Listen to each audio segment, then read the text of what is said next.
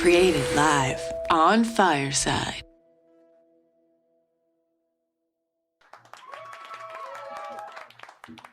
Welcome everybody to Athletic Definition. Today my special guest for my 200th episode is Angel Medina. How you doing today, Angel? Good. How are you doing? I'm doing good. Thank you for being here. Angel is a purple belt in jiu-jitsu from Gracie. Let us know a little bit about, is it Chicago right there? I looked it up. I think it's like north of Chicago. We're just a little bit north of Chicago. We're in Libertyville. I live a little bit further north, but I drive down here just because this is where I want to be. I was in Chicago. I didn't realize you were over there. I thought you were like in Florida or New York. That's what I was thinking. And I was Wish I there was. maybe like in March. About how far of a drive would that have been? Like at most like an hour with traffic, but usually like if traffic's good, like 45 minutes. That's not too bad. I Yeah, saw a lot not. of jiu-jitsu schools in Chicago in the area where I was at in the downtown area. There Yeah, was a yeah. Carlton Gracie has his headquarters up here. Yeah, I saw a lot. I actually did see a lot of Gracie over there. How did you get into jiu-jitsu? Well, I did Taekwondo for about 9 years. It was cool and all. I think there's a lot to be desired in a lot of your typical Taekwondo schools because they'll get watered down with belt systems and grading with having to pay to test every single time, and it just left a lot for me to desire, and just was looking for something new to get into, a new fighting style, and I fell in love with it. I have heard that about a lot of the schools where parents will actually stop taking their kids because it's a lot of belt testing and all these different colors and stripes and continuous charging, which is good. I understand it's a business, but to a point as well. Yeah, no, absolutely. I think like you said, to a point, it's good for the business, but it's not good for business. You know what I mean? It definitely scares a lot of people away, especially the ones who maybe can't afford it but are kind of passionate about it. It kind of leaves them standing there like, well, I can't really afford to go to the next belt, so what else do I do? You know? So, I don't know. It is what it is. Yeah, it'll continue to be, but overall, there's other excellent schools that don't run their business that way, and you develop a lot of discipline and knowledge and self defense and well, everything else that comes along with it. I love martial arts. I've known you for about 3 years, and I do remember you saying you did taekwondo. What about before that? Did you play any other sports or always just kind of martial arts? Yeah, no, I mean, the first athletic thing I got into was Taekwondo. I didn't really do many sports before that, mostly because my parents couldn't really afford to put me in anything for too long. The only reason I really stayed was because the one that was running the gym kind of took me under his wing and started trying to help me out a little bit, and I was teaching there for a while. Yeah, I was just looking for something new and found jujitsu. Yeah. And thank you everybody for joining in the audience and watching on the stream.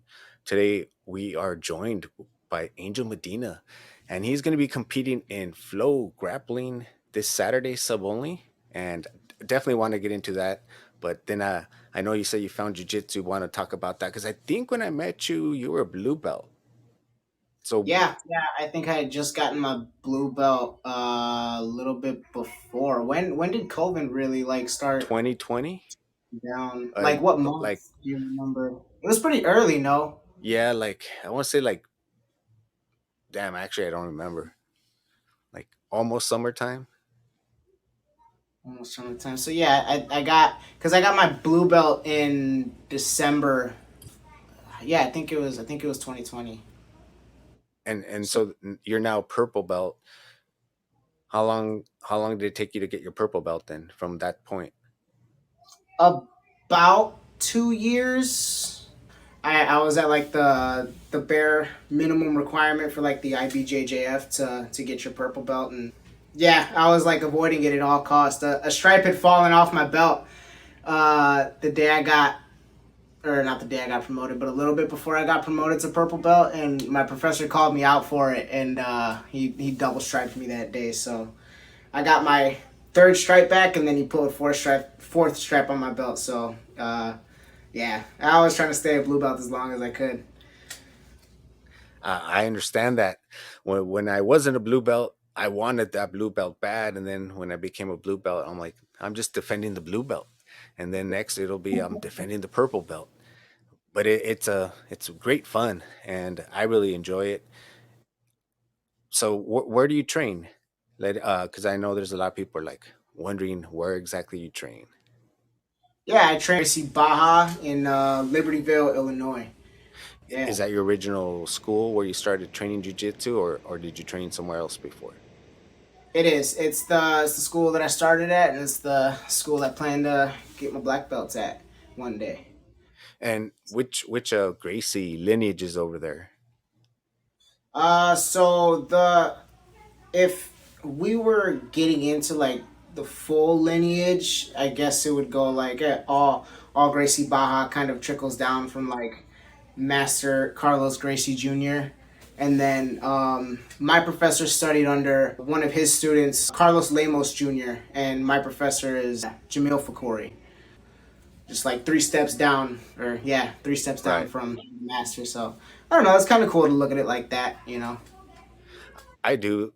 When we met, I thought it was very cool hearing all these different jujitsu martial artists and talk about the way, who they learned. And because I didn't realize so many different lineages until I started talking to people from the East Coast, and I'm like, oh, okay, you guys train, and how did it go over there? Even I had like Ricky Rack over here on here, and he's in Honduras. Lente brothers.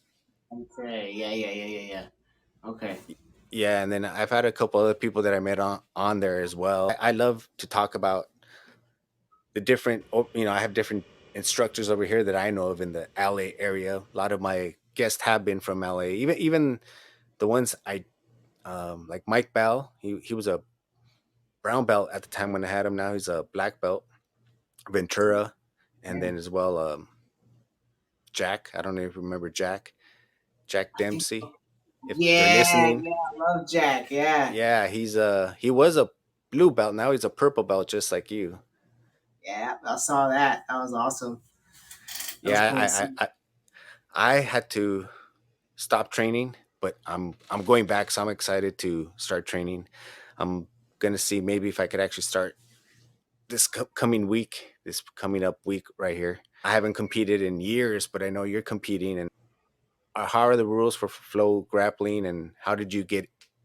Did you have to qualify for it, or how did you get into that tournament? Competition I'm fighting in is called Midwest Finishers, and it's being held at in the 10th Planet facility in Lombard, run owned by I think his name is Omar Ocasio, something like that. I know his first name is Omar. I'm not sure if I'm pronouncing his last name right. Yeah, I've been over there like once or twice. Real cool group of people, and the way I got into it was I actually saw this guy in the bracket that I had sparred when I had first got my blue belt. I went like to a gym down the street just to visit, and I met this purple belt there at the time, and he had recently gotten his brown belt, and I saw that he was in the bracket. So I was like, you know what? I would love the opportunity to go toe to toe with you again. So if he ends up winning his first match, I'll be fighting him in the second part of the bracket. So that'll be pretty cool. He's really the main one I showed up for, just because not for any type of bad blood, but familiar face. I'm like, yeah, I'd love to spar with you again. You know, so yeah, it'll be cool. So, what are the rules for this? Is it one match, you lose, you're out? I believe so. Honestly, I just kind of jumped into it like super last minute, like the week before, because I saw he was in the bracket. I was like, I texted him and I was like, oh, that's pretty cool. And he was like, hey, they still got another spot open. I was like, say no more. I'm in there. So I just applied and they accepted me. So yeah, I'm excited for the opportunity. It's my first submission only competition. Just going out there and trying to take some limbs or take a head off. With of course with good sportsmanship. Of course, all about testing yourself and your skills. My Was it my first one?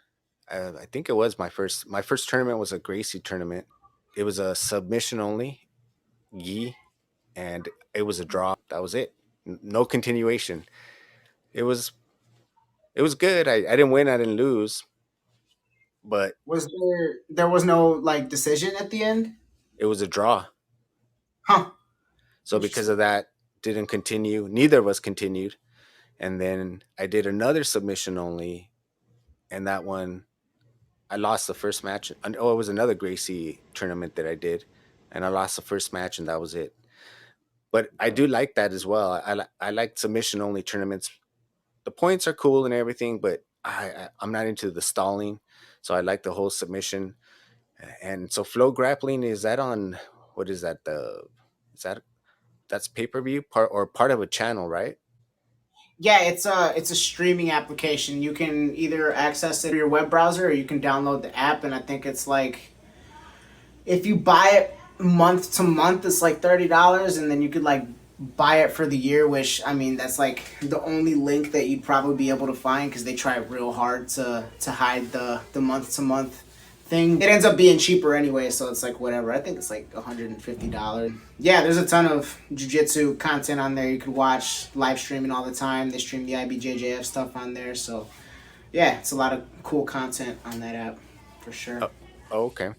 Yeah, I thought they were part of a also on some other channel, but maybe they grew bigger, and I didn't know about the app. I've watched it, but not in an app, so I'll have to look into it. What time are you fighting, or what time's your first match tomorrow? Competition starts at 12, and I believe I'm the third match in. Don't have an exact time. I usually don't even look at those things because I'm just like, I just want to go into it. I don't want to overthink it, you know? But that's just And me. and what I've seen you on your Instagram stories is I've seen you do something pretty cool. I've seen you've been traveling around competing in different states, or are you just watching some of your teammates compete? Because it looks like you're competing, and I love the whole idea of going to different states and competing. Yeah. Yeah, no, it's been a ton of fun. This the beginning of this year, me and my buddy, we kind of just both had an epiphany, and we're just like, I mean, we're in our early 20s, not really doing much else. We don't really have a ton of responsibility, so much that it's holding us down and we can't train jujitsu, so why not just do it all the time? So that's kind of what we've been doing as much as we can. And we kind of went on this little competition circuit and just applied to, I think it was like 5 or 6 different competitions. And the first one we did was the Pan American Championships in Florida. I lost, but it was my first competition as a purple belt, and it was a great experience because it showed me like there's another level to this, and that it was possible for me to do it. I had the potential to win. I went out there and I didn't feel like I got manhandled. You know what I mean? So I thought there was room for improvement, and we both ended up losing in the first round. Me and my buddy, because we were moving around state to state with each other, and when we lost that first round, it lit a fire under our ass because we just like we got some food afterwards after the stupid weight cut we did. Went back home, and the first thing we didn't even go back home. We came straight back to the gym and got to training that morning. So it was pretty cool. We did that for I think like 2 months. It was like every weekend, every other weekend we'd be competing. It was awesome, man. And right now we're kind of chilling out, but I'm trying to eye out or pick out which ones I want to go to next. So I'm How many excited. states did you hit? I want to say 5. First we went to Florida, then we went to South Carolina, then it was Tennessee, then Georgia. Then we did the Chicago Open here, so we didn't travel for that one, but it was another competition under our belt, right? And then after that, we did Texas, and then we went to California for the Worlds. Oh, okay. Oh, you were out here. Okay, damn, that's cool. Oh yeah, I guess, man. Yeah. Well, in running, they have the 50 Marathon Club, which you run 50 marathons in all 50 states. And of course, I want to do that. I only have like 3 or 4 states. I haven't done that many. For some people, they do it like in 10 years. Some people do it in three. Some people 20, 30. There's no time limit. And then you basically pay like $150 and you get to say you're part of the club. I think you get a couple things. But ever since then, I like that idea of doing a jujitsu tournament in each state as well. Like, oh, might as well, if I'm gonna go run a marathon, if I could get in a tournament, try to do one as well. And I want to hit all 50 states as well. So I haven't seen too many people travel. Well, I mean, I see people travel to other countries, but not hit as many states as you did. You were on a crazy tour. That was pretty fun to watch. I was like, damn, he's going to another place. Yeah, yeah, no, it was a ton of fun, and eventually I want to get out of the country too and go to like the Euros or go to the Brasileiros and Yeah. do something like that. Yeah, one day. I got to get my passport first, though. I've been slacking on that.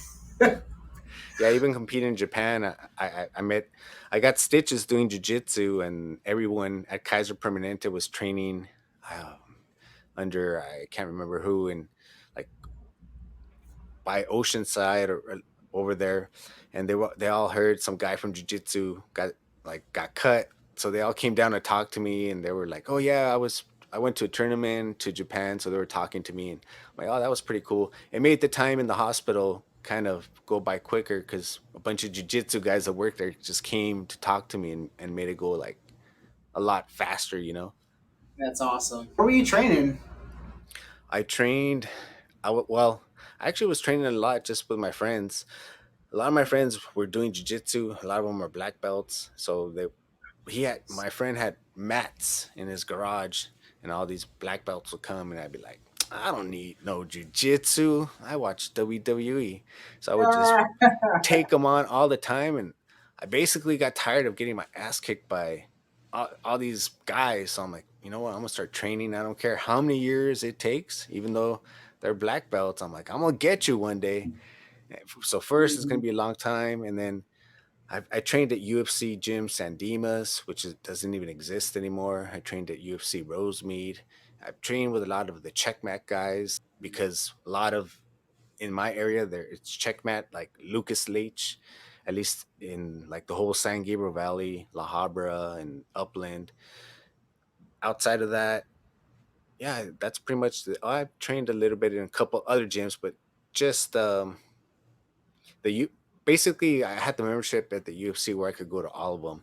So I would actually like to go to the other ones. It basically makes you target walking into the other gym, and I thought I would do that for fun just to go see the other competition, and they knew I was from the other UFC, so I didn't care. It was fun. Every once in a while, they would have inner competitions between the gyms.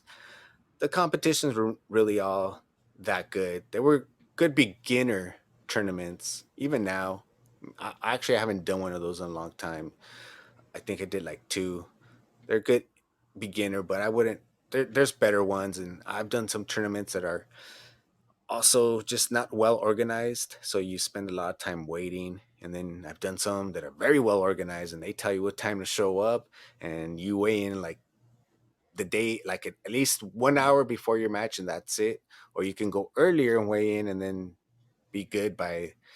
I like the one that was organized because I hated waiting the whole day. It was like just too much. Your body's beat up. You're like, how many more matches do I have? And sure. I want to go eat. Yeah.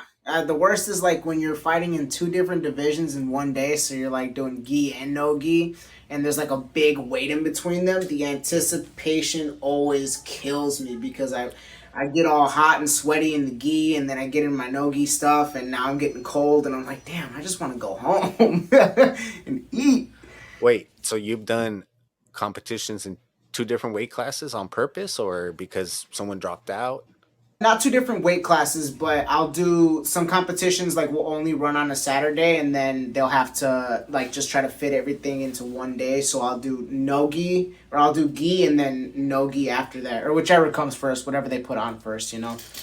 But Yeah, I'm not too sure how I feel about that. Actually, there was one time I had to do that for the IBJJF, which it was just absolute hell because I'm in the lowest weight class, rooster weight, and then for both categories, so I had to make weight for the gi, which was 127, and then for whatever reason, the weight limit for no gi was like 126.2 or something like that. So I had to like fight in the gi and then go start like running and spitting in a bottle right after that to get into my no gi match. And I that time I lost in the gi in my first round, but then I won my no gi bracket, so that was pretty cool.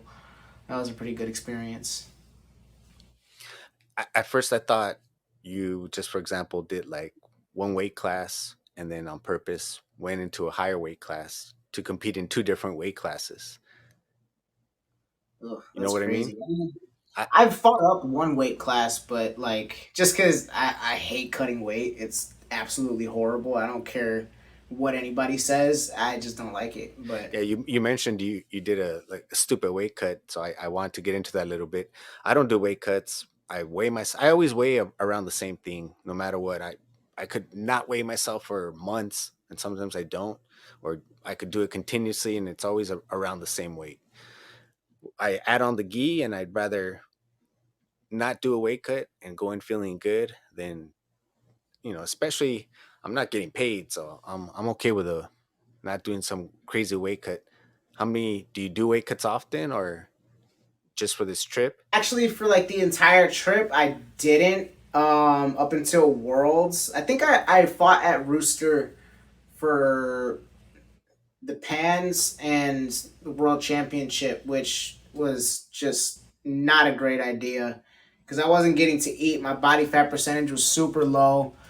And I mean, I looked kind of shredded for as skinny as I am, but I didn't feel good, and I much rather fight up to 141, and I'm like walking around at like at most 130, 132 right now on a decent day, but yeah, my goal has been trying to gain weight, but that's proving to be a bit more of a challenge than I thought.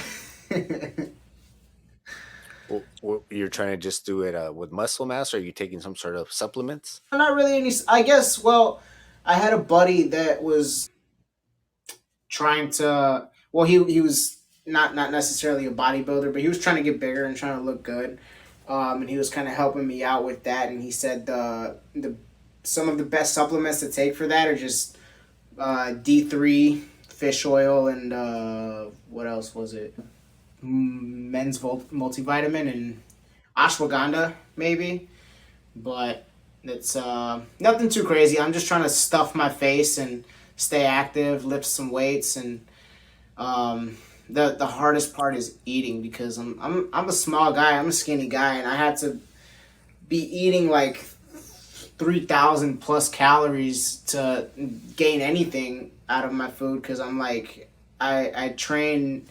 I try to train twice a day, and rolling is just nothing but cardio. You know what I Right, mean? right. Like it burns a lot.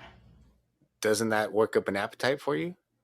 Absolutely. Oh my god. Like when like right now, I can probably do without eating the whole day and then just eat like a big dinner. But like when I was trying to gain weight actively, it was hard because I would have to be snacking throughout the day, and then toward the end of the day, I'd be like double fisting some milkshakes, and then like have a couple burgers and some fries in front of me, and I'd just be struggling to eat it, and I'm like, I don't want to do this anymore.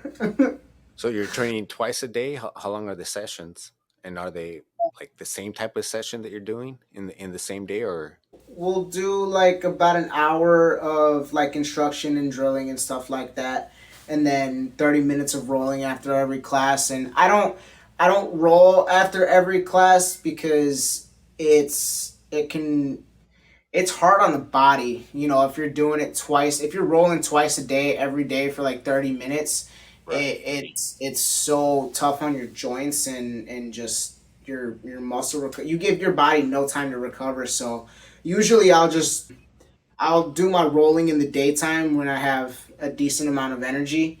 And then when nighttime comes around, I might get a roll in or two, but it's usually I'm just trying to chill, maybe work on some technique. Lots of drilling, lots and lots and lots of drilling. You know what I mean? You still doing any stand up training? Like as far as striking, not really. I have a buddy here that his dad, well, him and his dad train here. His dad trained down in Mexico, I think at like another Gracie Baja where they offered some striking stuff, and I'm trying to get into that with them because like they started like about a year ago, but they've really honed in on it and like really wanted to get good at it, and like they're giving me some fucking or some trouble. Yeah, you're good. Um, You could cuss on here. okay, cool. I always I was put I unfair. always put the explicit warning on when I distribute it as a podcast. I'm like, yeah, I'll also drop the f bomb. Whatever flows natural. You're good. All right, cool, cool. So I don't have to like watch my language too much. I No, no. mean, as far as striking, I'm not really doing too much right now, but I like grappling on the feet because I mean, all fights start standing up, so it's good to know some wrestling, some judo, and I wouldn't say I'm exceptional at either of those. I will definitely get my ass kicked by anybody that actually practices those exclusively, but I think I got a decent handle on them. I can sort of grasp concepts and stuff like that. So it's I would love to get into training it exclusively for a period of time because I'm a big believer in that if you want to get good at anything, you have to take the discipline for what it is. You can't just wrestle for jujitsu or do judo for jujitsu. You should be going into it and practicing it exclusively. And when you come back, just sort of take away what is useful to you rather than just like dipping your toes every in the water every once in a while and bringing it back to the gym. I just don't think it's quite as effective. I understand what you're saying. I do. I think that also could have to do just with the way the person learns, but overall, I think so. You could be more when you focus on something, you'll absorb it more. I believe it's just you're gonna have to do it over and over to get better at it. For sure. I totally agree. Wholeheartedly. Yeah. So now you've been training. How long have you been training jujitsu? I'm coming up on 4 years in October because I 4 years yeah in I October. started So you still have trained taekwondo longer than jujitsu. That's why I asked you if you train still any like stand up because if you get the itch from training kicking for so long, I know in taekwondo there's a lot of kicking involved. yeah I And mean go ahead. no, and usually if you have some background in stand up and then you learn jujitsu, then a lot of people also get that itch to try to fight as well. Yeah, no, I mean it's like I think I still got it in me. I mean I'm probably a little bit rusty just because I've just taken such a deep dive into jujitsu. I definitely still have a passion for it. It's just not my main focus right now. And I'd love to like maybe take an amateur MMA fight here and there and just sort of like put it all together and see what I can do, see what I'm capable of, and see if it's for me. You know what I mean? But grappling with strikes is way different than just doing normal jujitsu or just wrestling. It's night and day. Oh yeah. Do you watch that? I forget what it's called, but the where they basically slap the shit out of each other doing jujitsu. Yeah, combat jujitsu. Oh Yeah, my that's what god, combat. Man, some of those matches are. It's a whole different game. it's brutal, man. Because I think there's you can slap, but then there's some people who really more hone in on like Because technically, it just has to be open hand. I think. I'm pretty sure you can like palm strike people, and Oh, that's what really messes me up. That's devastating. yeah, you could definitely kill someone with a palm strike, depending where you hit it. I've seen it. It'd be crazy to try and do that even once. I'm not sure if I want to do it, but that's I've done a little bit where they put on the gloves and you got to defend. The other person really can't do nothing because they actually got boxing gloves, but it's good practice. And then I've done a couple MMA classes, got my ass kicked there. It's way different trying to put it all together, but it's fun. And you never know, some of those techniques in a street fight just might come in handy. Not that Yeah, I'm going around looking absolutely. for it, but self-defense.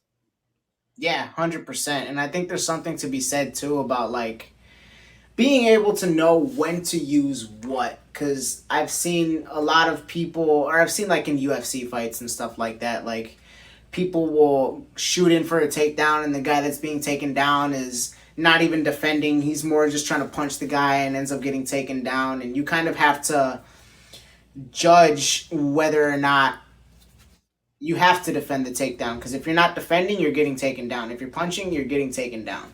You know what I mean? And I've learned that the hard way a couple times. It's great. So you mentioned you have done competitions in gi and no gi. Do you prefer one over the other? Not really, not right now. I like the differences between them, and it's hard for me to say that I prefer one over the other because there's more technical and creative options in the gi because you can like tie people up with it, choke people with the collars and stuff like that. But in no gi, I definitely like the faster paced aspect of it and the the amount of pressure and fine tuning on your technique you need because just an inch is all anybody needs to get up and out of something, you know.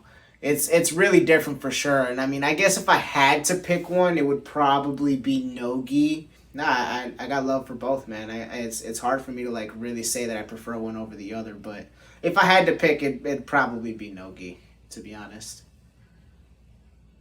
Yeah, I like them both. When I was competing, I purposely would do a gi match. Then the next competition would be no gi, and then I want to just make it equal. But I would rotate whatever competition I would get in, make sure I did one of each, and then keep rotating.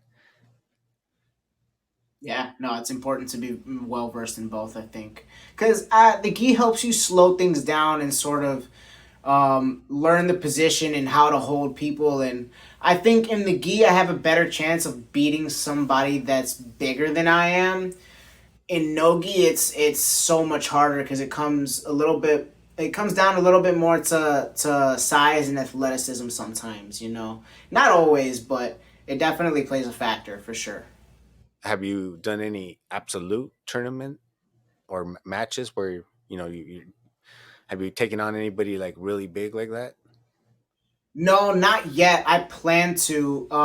I just feel as if right now I'm not ready. I would like to gain a little bit more weight and some muscle before I start taking on some Oh yeah, the damage clients. just of them landing on you. I I'm tempted to just to see, but first I got to get back in training. So I'm excited about that. I've been just thinking where I'm gonna go, but I think I already know. So do you have any matches coming up besides this for this Saturday, like in the upcoming year, or is this pretty much your last one for the year? I think I'm gonna end up doing the Chicago Open again, August 12th and 13th. That's running. So, How's the weather um, out there in Chicago for the people listening are considering the Chicago Open? yep, yep. Come through and say what's up. It's really the only one I have my eyes dead set on right now, but I'll probably end up doing Nogi Worlds toward the end of the year too. I think that's in December. So yeah, I Uh, mean maybe if I can get my passport, I'll try and go somewhere else outside of the country if they got anything running. But yeah, I'm not too sure right now. I have nothing on my calendar. You do any different training preparing before your match? You've done, or have you done so many competitions where you don't get nerves, or do you still get nervous before a competition?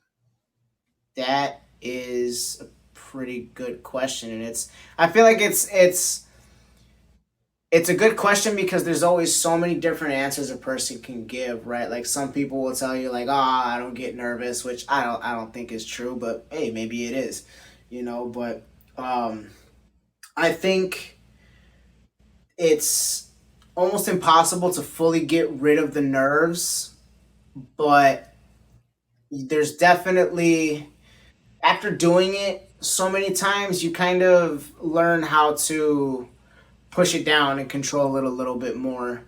And I would say going into my match for the world championship, which I lost in the first round, it happens, but that was probably one my best performance considering The the outcome? idiotic weight cut that I did and the outcome. Yes, but um, going into that one, I was just there. I wasn't necessarily like nervous.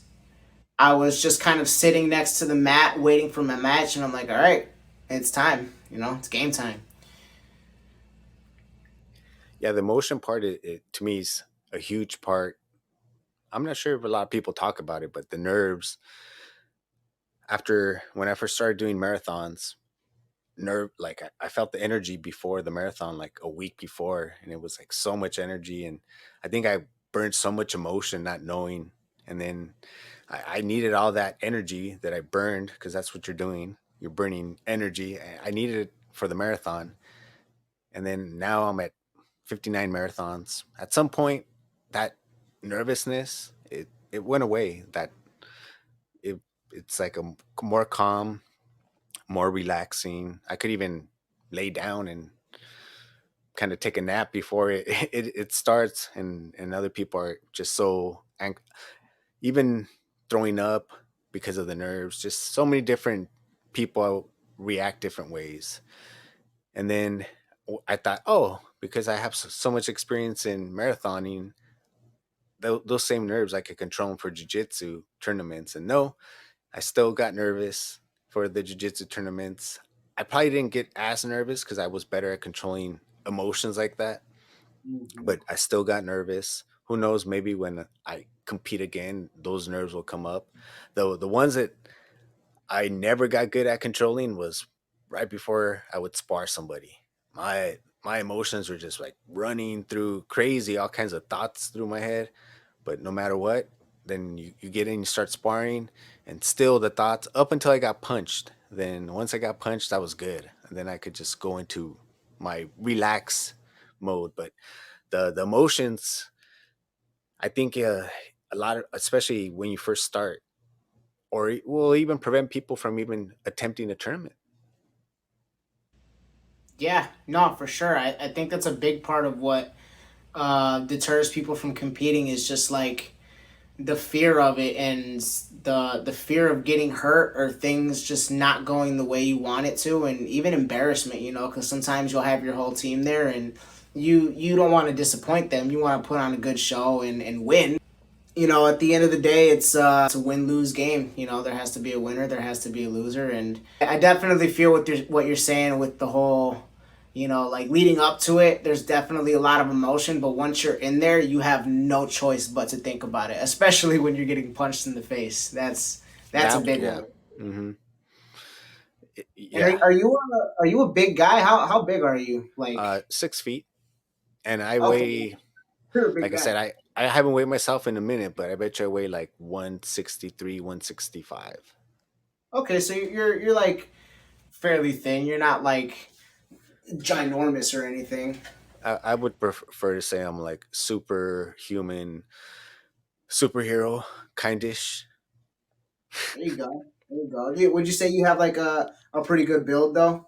I would say I was built more on the thinner side, but as I got older, it's easier to put on weight. Not that I put on all kinds of weight. There was a while where I tried the whole whey protein and everything, just taking in as many calories, and I got up.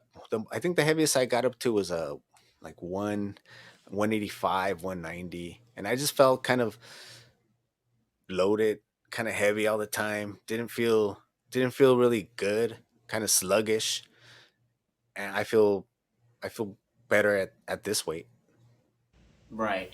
Yeah. No, it's important to be comfortable in your own body, especially when you're in a combat sport, for sure. And it's not like I have some crazy extreme diet or anything. I just try and eat as healthy as possible, even when I have no choice but to go and get a hamburger or something. I'll I'll skip the fries and I'll get like two hamburgers, and if I could, I'll get one protein style, or Mhm. add some avocado to it. Just make the best out of it. And sometimes I'll just skip the fries. I'm not gonna be like, oh, condemning my food or anything like that, but just trying to make sensible and then still enjoy it. Especially if you're working out so much, like twice a day, you're definitely it's all right if you're gonna eat a ice cream or something like that. Yeah, I think to a point you're right, but there's definitely like some some drawbacks to eating such crappy food all the time. It just it whether it's like an upset stomach or just making you feel sluggish later. Like a McChicken is not the same as like a nice grilled chicken breast from somewhere with like a bowl of rice. That's It's true. way. I try to avoid like the fast food as often as possible, and if I do, I'll try and clean it up. But yeah, sometimes you have no choice. Sometimes the place you go is really really small. I'm sure some of the places you went to maybe were big cities, all of them, or were some kind of. Oh, actually, probably they were probably big because of the tournament, huh? All the Yeah, tournaments you yeah, did in different states. yeah, they were all big cities like Chicago, Nashville, Houston. Was it Houston? Yeah, it was Houston. I fought in Houston. Atlanta, and then where was it in California? Long Beach, California. Oh, you I did don't know too much the about pyramid. it. Is that the one you did? Yeah, yeah, we were in the pyramid. Okay. Well, and when did you do that one? That was damn. When was that? I can't even remember like the exact date. Oh, but the year. The year? Oh, that this was just this past like just like a month or two ago. Oh, okay. Oh, so you were just out here. Yeah, yeah. I didn't even know you were in California. I definitely would have tried to come by and say hi. Yeah. And now that I know, we've been trying to get together with some of the people we met and actually roll. So now I'm actually gonna. I don't know if you follow Jack, but Jack, he's been doing his baseball kid thing, and as soon as he's done, he's gonna come back on. So I'm like, I want to make it happen now. Definitely want to make it happen, get a roll in. But yeah, next time you compete in California, be sure to let me know. Or how's the weather in Chicago in August for the Open? Because It's man, it was cold over there. It was cold in March, man. I In California we got nice weather, so it was well, actually when I was over in Chicago, they had like a tornado in the city called like Montebello or city of something, which they never have that over here. That was like the first time, like freak and I freak of nature thing in California. But when I went over there, it was cold. It was super cold and windy. yeah, no, for sure. The weather here is absolutely bonkers. Just the other day we had a tornado warning, and I don't know if it actually touched down or not, but when it gets cold here. But yeah, we get some hot days too. Don't Oh, you worry. get tornadoes over there? Yeah, yeah, for sure. Every once in a while, there'll be a nice little funnel cloud coming down, and if you're I've driving never in seen one the except on. Well, I've seen mini ones. What have you lived through? Have you gone through one where you have to, like, what are those things called where you escape down to the ground and survive? Have you had to do no, that?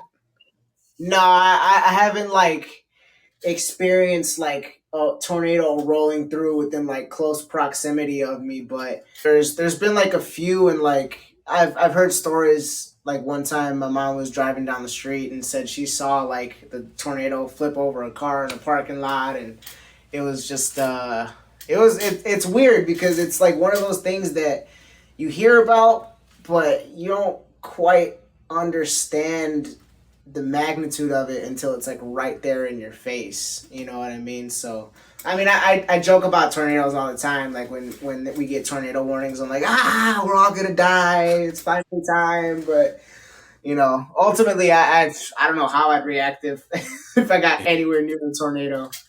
Is every home over there equipped with like a escape room or something like that?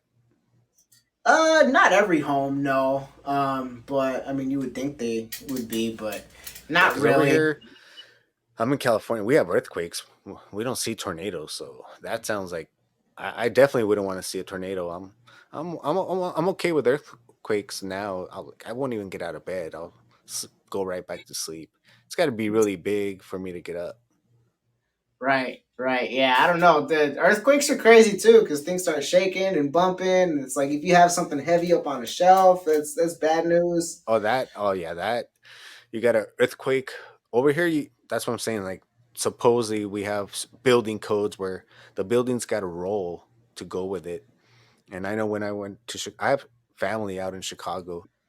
I think now it used to be a tortilla place, Tony's Tortillas, but now it's like Tony's Sandwich Shop or something. But they were Huh. like the first or second people making tortillas out in Chicago, and their house has a basement and an attic. And houses over here in California, they don't have that. We don't have that over there. Almost every house I went to had a basement and an attic, so I thought they used them for like crazy weather. Yeah, I mean, no, we do have a lot of basements around here, but I wouldn't say every house has a basement. I've been to houses without a basement before, and usually when you, if worst case scenario, if you don't have a basement, I mean, you just hide out in the bathroom, away from windows. You lay in the bathtub or something like that, away from like breakable stuff that might end up flying around and like hitting you in the head or cutting you, something like that. But we got protocol. I don't know. I think I could maybe do a judo throw on the tornado. Oh yeah, hit it with the world, right? Yeah. Well, Angel, thank you so much for joining me. It's been great catching up with you, actually. What time's your match again tomorrow? The show starts around 12 o'clock, and I think And I'm the that's third 12 your match. time? Yeah, 12 p.m. my time, so Central, I believe. Okay. Well, Yeah, yeah. I'm going to try and check it out, cheering you on. If not, I'll be looking for the results. Good luck. I wish you luck. And I hope you get your your rematch that you would like, or your match that you would like, actually. Looking forward to having you back on in the future. Hey, do you have a brother, right? Or no? I got three brothers. Yeah. Is one of them Rob? No, no. Okay. Rob's not my brother. Yeah, no. I forget his brother's name. I was trying to remember his name. Trying to remember some of the people that I met, because I think I confused the where they live, where you live. So damn, I was in Chicago, you were in LA, didn't even know it. So next Yeah, time, yeah, yeah. I'll hit you up, or you can hit me up. We'll link up. Good talking to you. Any shout outs you want to give? Just shout out to Gracie Baja Libertyville, Professor Jamil Fakori, and Professor Carlos Lemos, the ones who have given me everything. Just made me into the grappler I am today and helped me along my jiu-jitsu journey as well as my life journey and everything I want to pursue. Yeah, I think that's about it. Oh, the Gracie Baja Ambassadors of Illinois for sponsoring me for all these different events I was going to. Much love, much appreciated. I was going to ask you Um, about that because on your IG it says ambassador. So what is this program? yeah, so it's kind of just like a little program to sponsor, I guess, athletes, people who are within the community, and just big parts of it, and always trying to But help all out and Gracie. put it all together. Yeah, it's all Gracie Baja. So yeah, I mean, we're just sponsored by them to not just to fight, but to bring the community together. Because I mean, the whole point of Gracie Baja is for us to all be a team and train together. And when you see that the red shield on your back, you know that's your teammate, right? So it's great to be part of a community and be able to be a piece of the machine that sort of brings everybody together. So it's been great. Cool. And they hooked you up with some maybe gear for tomorrow. It gave me and my buddy Anthony. Maybe we could get him on here sometime alongside me, or even just him, because that's like my main training partner. Dude's like been there since day one. We actually started jujitsu together and have been inseparable ever since. Yeah, that's my brother for real. I love that man, and I'll fight somebody for him. But It's crazy. Well, I don't know if you knew him before, but some of the relationships you build your fellow jiu-jitsu practitioners, there's nothing seriously. I think Joe Rogan has said it a few times, but it's not a cliche. It's like there's a bond where after you with most people you're basically trying to break each other's arms, limbs, choke each other, and then you can shake hands and say good match. oh yeah, we've had some wars, and I definitely think that that plays into our friendship, or even brotherhood, right? I think we've had some pretty tough fights, and even just traveling across the country with each other, and like sleeping in the car next to each other when we didn't have a hotel to stay in. It breeds brotherhood for sure. You know, it's Yeah, pretty great awesome. experiences to look back on. Yeah, that is a something that I'm gonna look into hitting more states. You actually, like I said, I haven't seen anybody be doing that. So I don't know how many states you got, but I want to do 50 states as soon as I start training. So I'll announce when that is soon. And thank you for coming on once again. Till next time, everybody. This is episode 200. I will see you next time. Thank you, Angel. Yep. Thank you, Thanks for having everybody. me. See you Thank guys you later. for joining. Mandy, I see you in the audience, and everyone watching the stream.